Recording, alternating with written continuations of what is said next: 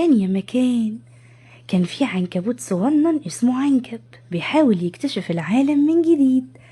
ماما كانت دايما بتلحقه في المواقف الصعبة وبتعلمه ازاي يعمل شبكة عنكبوت جميلة.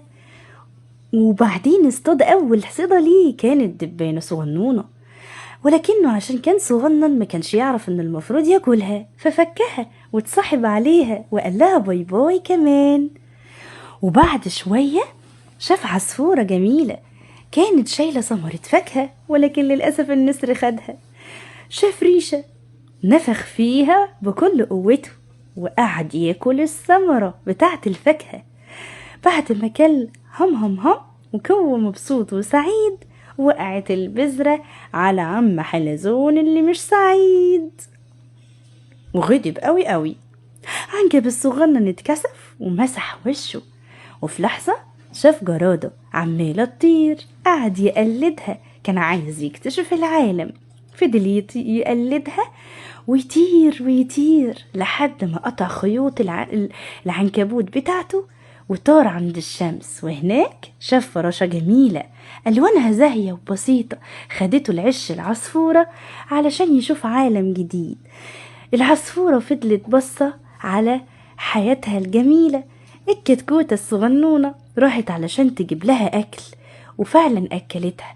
عنكب كان عايز يقلدها، هو كمان طلب ياكل. طارت العصفورة وجابت له ثمرة فاكهة وادتها له ياكلها. قعد يقلد العصفورة الصغنونة ويلعب معاهم لحد ما انبسط، وبعدين قال لهم باي باي وفضل ينزل بالراحة عشان يكتشف دنيا جديدة وعالم تاني. وهناك قابل فتفوتة أكل أتاري جحر النمل. دخل بسرعة عشان يشوف ايه جوه، وهو فرحان ان لقى فتفوتة أكل. دخل ومشي وقعد عايز ياخد الأكل من النملة، ولكن هناك النمل الكبير كرشه، ما كانش عاوزه ياكل معاهم. زعل عنكب الصغنن، ولكن الدودة الصغننة بسته. وفي لحظة المطرة نزلت وعنكب كان خايف قوي، كان نفسه يروح ومش عارف، وهو ماشي وقع في الطين واستخبى تحت صخرة. وهناك طلع عم دودة الكبير، بصله بحنان وسلم عليه ومشي.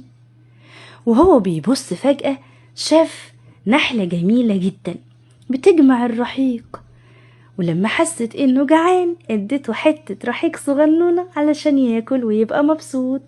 وتوتة توتة خلصت حدوتة يا أصدقائنا الحلوين.